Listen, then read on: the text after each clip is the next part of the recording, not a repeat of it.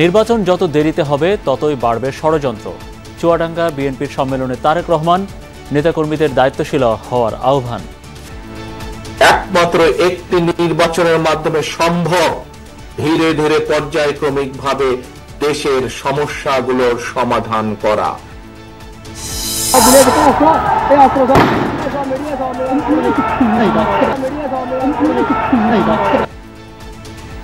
আন্দোলনে ছাত্র জনতার উপর ২৮ রাউন্ড গুলি ছোড়ার কথা স্বীকার চট্টগ্রামের তৌহিদুলের। এক ছবি হাজারো পৃষ্ঠার চেয়ে শক্তিশালী, মন্তব্য অর্থ উপদেষ্টার। লাশের স্তূপে আহতদের চিকিৎসা দেওয়ার অভিজ্ঞতা জানালেন ডিএমসির ডাক্তাররা। জুলাই স্মৃতি ফাউন্ডেশন এবার সহায়তা দিল বরিশালে। সংসদ নির্বাচনের আগে স্থানীয় ভোটের পক্ষে সংস্কার কমিশন, না ভোট ফিরিয়ে আনা সহ বেশ কিছু সুপারিশ গণমাধ্যম কর্মীদের।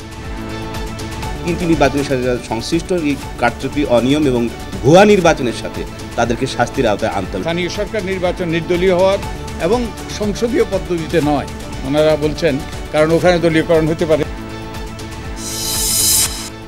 প্রজা থেকে জনগণকে নাগরিক হিসেবে গড়ে তুলতে হবে। যমুনা টেলিভিশনের গোল টেবিল আলোচনায় বক্তারা। পরিবারের তোষামোদি ছেড়ে গণতন্ত্র চর্চার আহ্বান। রোহিঙ্গা সংকট খুবই জটিল, ঠিক হয়নি মিয়ানমারের সাথে তড়িঘড়ি চুক্তি, মন্তব্য পররাষ্ট্র উপদেষ্টার।